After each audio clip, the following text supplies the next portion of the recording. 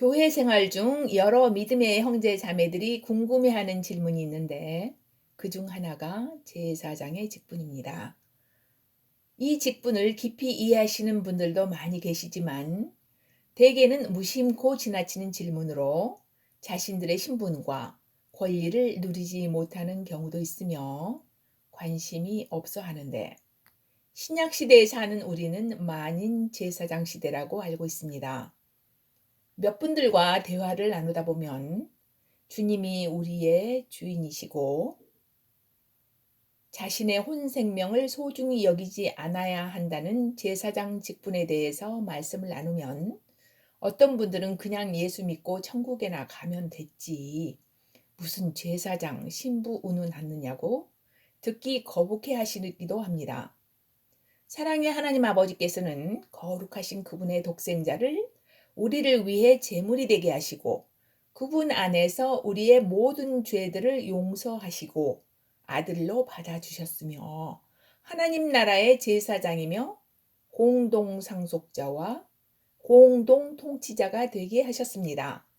우리 모두를 독특하게 다 다른 걸작품으로 만드셔서 뜻과 목적을 갖고 계신 귀한 자들로 불러주셨는데 실제로 우리 각자는 음성이 같은 사람이 하나도 없다고 합니다. 셀 수 없는 눈송이 입자 하나하나도 다른 모양으로 만드시고 모래 한 개도 현미경으로 확대하면 아름다운 독자적인 모양이 있고 한 개도 같은 것이 없이 만드신 놀라우신 창조주이십니다. 계시록 1장 6절 하나님 곧 자신의 아버지를 위하여 우리를 왕과 제사장을 삼으신 그분께 영광과 통치가 영원 무궁토록 있기를 원하노라. 아멘.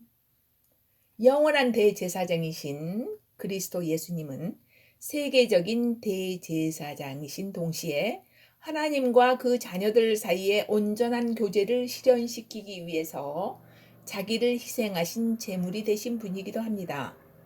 세상 죄를 지고 가시는 하나님의 어린 양이라고 침례 요한이 외쳤었지요. 너희는 선택받은 세대요 왕가의 제사장이요 거룩한 민족이요 특별한 백성이니 이것은 너희를 어둠에서 불러내어 자신의 놀라운 빛으로 들어가게 하신 분께 대한 찬양을 너희가 보여주게 하려 하심이라. 베드로전서 2장 9절의 말씀입니다. 또한 우리가 각자 하나님을 섬기는 제사장이 되도록 근원을 알 수 없는 멜기세덱의 반차이신 그분이 우리 안에 오셨고 우리를 위해 늘 중보하고 계신 분이기도 합니다. 제사장이 된 자의 처소는 어디입니까? 우리의 가장 깊은 영안에 그분이 계심으로 성전이라 이름하는 영안의 성소가 제사장이 늘 머무는 곳입니다. 그러면 제사장이 하는 일은 무엇인가요? 밤낮으로 하나님을 섬기는 일을 합니다. 제사장은 사람들을 향해 복음을 선포하는데 그 내용은 또한 무엇입니까? 예수 그리스도께서 우리의 죄 허물이 되어 주셨으므로 누구든지 마음을 열고 주 예수 그리스도를 당신의 구주로 받아들이면 모든 죄를 사함받고 그분의 자녀가 되며 계속 동행하여 제사장과 왕권을 가진 자로 성장시키는 놀라운 일을 하실 것이라고 선포하는 것입니다. 구약에서는 제사장은 하나님께서 직접 임명하신 자였으며 아론의 가문이 아니면 제사장이 될 수도 없었고 예표로 보여주신 임무는 불과 향을 피우고 진설병을 올려드리고 1년에 한 번 있는 대속죄일에는 자신과 자신의 가족을 위해서 소를 잡고 백성들을 위해 2마리의 염소를 잡아 한 마리는 하나님께 잡아드리고 다른 한 마리 염소는 온 백성의 죄를 지고 머리에 안수하여 광야의 아사셀에게 보내는 일을 담당하고 지성소에 1년 된 양의 피를 가지고 가서 뿌리고 자신의 귀, 손, 발에 기름과 함께 피를 바르고 들어가 하나님의 임재 앞에 서서 양의 생명 기간인 1년 동안의 죄에 대해 하나님께서 내 죄와 내 백성의 죄를 사하노라 라는 말씀을 듣고 백성들에게 나와 선포하면 온 백성들은 죄 사함이 기쁘고 하나님이 그들의 주인이신 것이 기뻐서 함께 음식을 나누어 먹고 즐거워하였습니다. 제사장은 하나님의 메신저요, 기쁜 소식을 선포하는 하나님의 음성을 대언하는 자인 것입니다.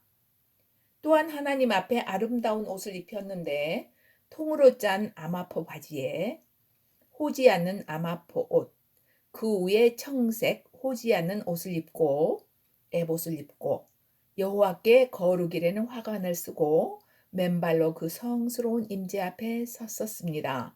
신약에 사는 우리는 예수 그리스도를 영접하면 가장 아름다운 옷이신 예수님으로 입히고 우리의 머리가 되어주신 그분을 온갖 지혜와 지식의 보배로운 관으로 우리에게 씌워주는 것을 말합니다. 자, 하나님의 놀라우신 계획을 들여다볼까요? 믿는 우리는 창세전에 미리 아시고 정하시고 때가 참에 부르시고 구원하시고 거룩하고 영광스럽게 하셨습니다. 그리고 빛과 소금이 되게 하는 제사장 직분을 주시고 기름 부어 주셨는데 그 목적은 그분의 형상을 회복하여 그분을 대표하게 하고 주변의 모든 사랑하는 영혼들을 사탄으로부터 끌어내어 빛으로 인도하게 하는 목적을 이루려 하심입니다. 하나님께서는 그분의 피조물인 사람이 그분의 타락한 피조물인 사탄을 처리하여 잃어버린 영혼들을 다시 하나님께 되돌리기 원하셔서 위대한 소명을 주신 것입니다. 너무 어렵고 힘들다고요? 그분께서는 또한 자기를 통하여 하나님께 나아오는 자들을 끝까지 구원하실 수 있나니 그 까닭은 그분께서 항상 살아계셔서 그들을 위하여 중보하시기 때문이라. 히브리서 7장 21절입니다.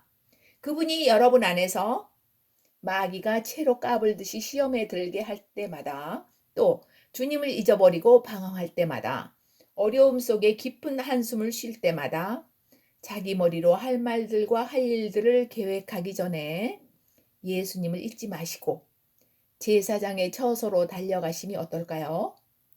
우리의 은신처요, 안식처요, 포근한 나의 집이요. 그분의 집이 우리 안에 있으니 이것을 내적인 은밀한 정보라고 합니다.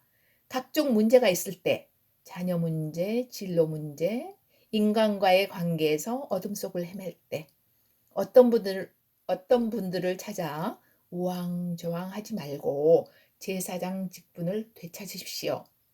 새 집에 이사 갔을 때, 새 차를 샀을 때, 가게를 냈을 때, 직장에서 승진했을 때, 또 새 식구가 생겼을 때 그분들에게서 먼저 축복받고 싶은 생각을 하고 계십니까?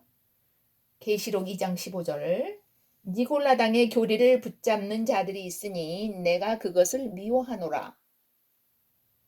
니골라는 7 집사 중에 하나로 성령 충만한 자였으며 안수를 받고 직분을 받은 자였는데 나중에 변질되어 자기가 주의 직속 종이니 자기를 통해 하나님께 갈 수 있다며 기도도 대신 해주고 주님과 우리와의 관계에 끼어들어 자신을 의지하게 하는 속이는 자입니다. 교회당이라는 모임에서 말씀이 어려워 양육받는 성장 과정이 필요한 때도 있지만 늘 주 예수님을 부르시고 영안에 계신 주님과 성서로 돌이키십시오. 그분께 직접 올려드리고 직접 축복받으시고 주위 모든 사람을 축복하십시오. 그분은 한시도 우리를 떠나지 않으십니다. 이것이 제사장으로 부르심을 받은 것이요. 제사장 직분을 행하고 그 권리를 누리는 것입니다. 모든 싸움은 주께 속했으므로 내주하시는 그분께 드리고 이미 승리하신 주님의 승리를 우리는 같이 누리는 것이요. 아직 돌아오지 않는 자들과의 싸움에서 우리 눈에 지금은 보이지 않을지라도 이미 승리한 것을 믿고 선포하는 것입니다. 너희도 산돌같이 신령한 집으로 세워지고 예수 그리스도로 말미암아 하나님이 기쁘게 받으실 신령한 제사를 드릴 거룩한 제사장이 될지니라. 아멘.